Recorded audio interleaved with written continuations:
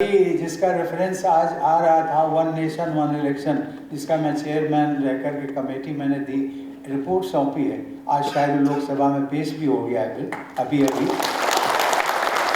उसमें एक हमने अध्ययन किया है, तो आप सब भी देशवासी हैं, उसी से जुड़े हुए हैं। मुझे लगा कि दो बातें उसके बारे में भी आपसे कर लें।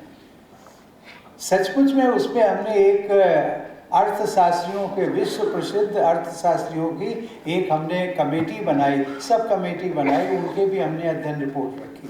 अभी तो वो हमारी रिपोर्ट पब्लिक डोमेन में है, आप लोग भी देखेंगे, देख सकते हैं। 18,000 पेजेस की है, बहुत बड़ी रिपोर्ट है, लेकिन उसमें आपको लगेगा शायद 4-5 दिन एक बार। लेकिन ये एक जगह बैठ जाएंगे आप, अगर किसी को दिलचस्पी होगी तो आपको कहीं किसी लाइब्रेरी में जाने की ज़रूरत नहीं।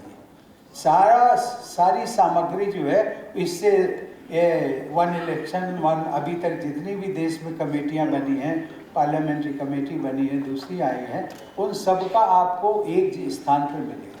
लेकिन मैं बात कर रहा था अर्थशास्त्र, इकोनॉमी की, देश की। उसमें ये कहा गया है कि जिस समय से ये व्यवस्था लागू होगी, हो सकता है 2029 में, हो सकता है 34 में लागू हो, अर्थात अभी 5 से 10 साल लग सकता है। लेकिन जब लग जाएगा और ये व्यवस्था लागू हो जाएगी, देश में एक साथ चुनाव हुआ करेंगे 5 वर्षों में। अभी तो प्रत्येक साल होते रहते, हर साल।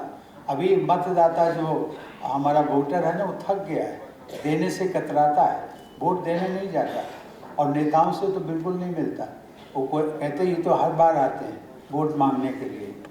लेकिन उसमें कहा गया है कि यदि जब ये लागू हो जाएगी तो देश की जो जीडीपी ग्रोथ है, जीडीपी ग्रोथ, बहुत सारे आप लोग समझदार हैं, जीडीपी ग्रोथ का रेशियो जो है 1 से 1.5% ऑटोमेटिकली बढ़ जाएगा।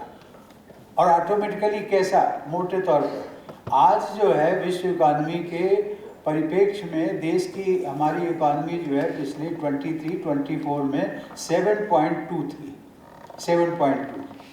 राइजिंग इकॉनमी में है इंडिया की।